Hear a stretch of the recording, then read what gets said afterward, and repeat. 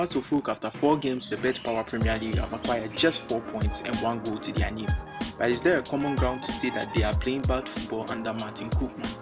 Martin Koopman, after the 0-0 draw against Dreams FC, obtained from City Sports journalist Yahweh J. Minta said, quote, "Defending, we are very strong, and in finishing, we missed something, and that's the reason it was a draw. We have no striker. I tell you again, we have no striker. Issa is going abroad and we have no striker back, so we missed the striker." This statement is a little far-fetched, but this can also be true as Hearts of Oak has Kashala Ramos, Isaac Frimpong, Michel Sapon and Amsa Issa, just to name a few. But the way he wants his team to play does need a striker. As Koopman came into the team, he had a vision, as he said, that he wants his team to play like Holland or maybe Netherlands. And Netherlands know how to play ground football or total football, as taught by various managers in the 50s and 60s and made famous by Johan Cruyff and Rinus Michels. Now, the formation the manager wants to play at the Hearts of Oak is inspiration from the Holland 4-3-3, as he said at the time that he wanted his team to play like Holland or the Netherlands. But he has been experimenting with that set formation and constantly switching to a 4-2-3-1, which goes against the code of total football. To know more about the use of the 4-3-3, please check out a channel on YouTube called Tifo Football, as they have described what the formation entails. The link will be down below in the description. So let's look at the first games that he used against Real Tamale United and Dreams FC, where he played a 4-3-3 system and a 4-2-1-3 system, but they all have the same idea: ground football and a whole lot of positional play. So in Hearts of Oak's first 4 games, we have indicated some interesting stats. Now, after 4 games, they've been only able to shoot 31 shots in total out of the 4 games, and only 9 have been on target. And we did some further calculation and we found out something very intriguing. And 29.0% of their shots are on target, which means that 9 out of the 31 shots they've been producing is on target. And they've only scored 3.23% of their total shots, which means that out of the 31 shots they've made, they've only scored just 3%, which is 1 goal. And if we look at it in another statistics, their shots on target are 11.1%, which means that they are shooting only 11.1% of their shots on target. So basically what it means is that out of the 9 shots on target, they've only scored 1 goal, which is 11.1%.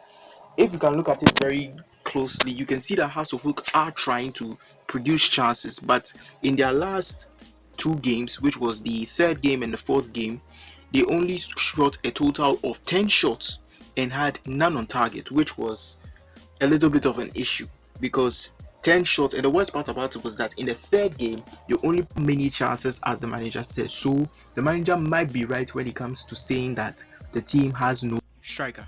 And if you don't believe me, you can look at on top of the screen. There are tendencies, and as I said, tendencies is the higher the tendency, the higher the goal scoring outcome. So it's not to say that House of Oak are not creating that many chances. The problem is that as they are getting the many chances, they don't have the quality finishers to do the job in scoring them.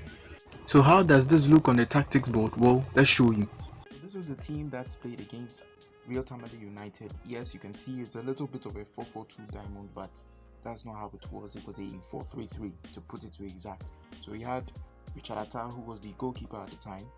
Asibe and Abeshima, well, they were the central pairing, unlike the previous pairings of days gone by.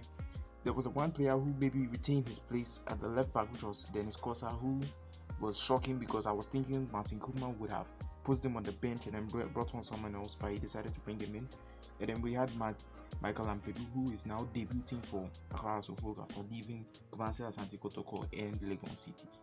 And then he had Mvogo, who was the middleman or the deep line playmaker, with Esu and Kari, both operating as the 6 and 8s respectively. Remember, these are just the number 4 here that you see here is not the actual number, it's just the app representation. So permit me, but this is not the real numbering players for the team. As you can see here, Kashala Ramos as the deep playing number 9, with Eventazata and Adumako both operating within the wings. Now the thing about Martin Koopman is that when he's playing without possession, they always form into this type of shape.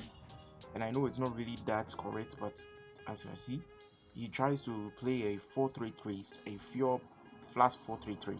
And the reason why it does that is because for Netherlands, because they play tactical football and positional play, they always want their players to, be inside for something like this, especially if you want in a half press with Ramos being in the middle.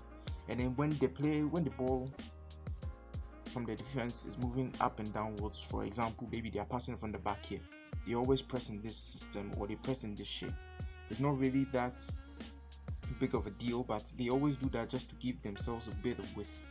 So Otange, who is mostly in the middle of the pitch here, Kari and Eso, they are both here. So as you can see here, they are moving within the zones, and then Michael Lampedu, they all move forward. So they create something like a back five at least, because Otange or Nvogo is sitting down there and he's helping Agbesima and Asibi with their press. And then you can see Arikaso and Kari, they are both here, operating the two-man midfield that is at the time. So once the ball is kicked forward, they always have someone here to win the first ball, and then they progress it forward. Now for Netherlands, they are all positional play, so at times you will see sometimes Juventus Arthur cutting inside. That's not how the Netherlands work, because they don't like to cut in. What they do is that they keep their wingers out wide so that their striker can be forward. And if at the time Kashala Ramos decides to drop in, that's when they decide to cut in and then create something of this shape. So as you can see here, Asibe and Abeshima, all of them, they are moving backwards, but as you can see, it looks like a 4-4-2. That is in a standard phase how they are supposed to play with the ball should they decide to get it. Defensively, as the manager said, they are very solid, because as I said, Otanga can just move inside and shape into the back four, change the back four into a back five. Kari and Eso will be in the middle, with Arthur trying to help cover for Dennis Kosa, with Adomako the same for Michael Lampedu. So they normally play maybe like a 3-4-3 system, but as I said, it's a 4-3-3. So without possession, they are pressing in zones. They move in this type of zonal way. That way, they block all of the channels. It's something sort of similar to maybe the Newcastle game that you saw against PSG. But as I said, you do that just to create the space and at the same time prevent these zones from getting used as passing channels for the goalkeeper. So if the goalkeeper wants to pass the ball, all we know is that Leventis Arthur is here and then Adomako is here. So Ramos has the operated free room to move in and out with the press. So if, for example, there are two central defenders here, Leventis Arthur will just be here channeling this space. He's not going to go above it or beyond it. He will just channel this space, and then when the first breaks down, he channels back to help Dennis Kosa. The same with Adomako in any side of the pitch. So attacking wise, they are okay. Defensive wise, they are okay. Their press is successfully stable, because they've only conceded roughly 2 goals in 4 games, which is not a bad run. But then when it comes to the attacking phase, one of the issues that has plagued this team is how they play going forward. Now the issue with that is reference to the turf. Now someone is going to ask me, why are you referencing the turf? Now House of Folk have been playing most of their preseason games on AstroTurf, and they've been winning with big margins, showing that they have good strikers and all that. But then when you come to natural grass, there is an issue, because on the AstroTurf you can pass the ball. For example, the black lines represent a good pass on an AstroTurf.